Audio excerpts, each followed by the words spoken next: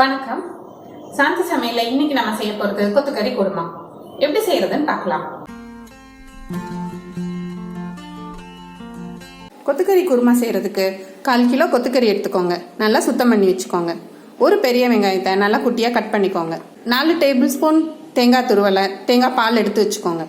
1 teaspoon இஞ்சி பூண்டு paste வச்சுக்கோங்க. மசாலாவுக்கு 2 டீஸ்பூன் குழம்பு மிளகாய் பொடி எடுத்துக்கோங்க. 1 டேபிள் ஸ்பூன் தேங்காய் துருவல் வச்சுக்கோங்க.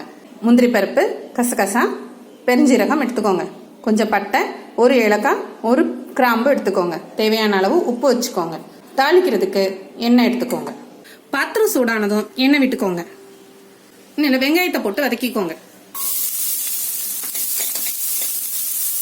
இதில் கழுவி வச்சுக்கிற கொத்துக்கறியை இதில் போடுங்க. நல்லா வதக்கிக்கோங்க. கறியில் உள்ள தண்ணியெல்லாம் வத்துற அளவுக்கு வதக்கிக்கோங்க. கறியில் உள்ள தண்ணியெல்லாம் வத்திச்சு. இப்போ இஞ்சி பூண்டு பேஸ்ட் சேர்த்துக்கோங்க.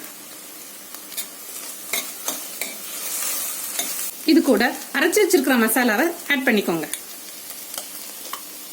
தேவைக்கு கொஞ்சம் தண்ணி சேர்த்து குக்கரை மூடிடுங்க. 2 விசில் வச்சு 10 நிமிஷம் அதை வேக விடுங்க. இப்போ குக்கரை திறந்துடலாம். மட்டன் நல்லா வெந்திருக்கு. தேவையான அளவு உப்பு போட்டுக்கோங்க.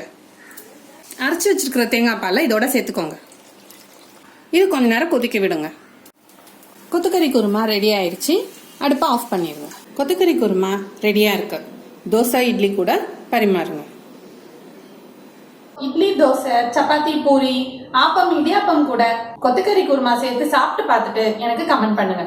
இந்த வீடியோ உங்களுக்கு பிடிச்சிருந்ததுன்னா லைக் பண்ணுங்க, ஷேர் பண்ணுங்க, சப்ஸ்கிரைப் பண்ணுங்க.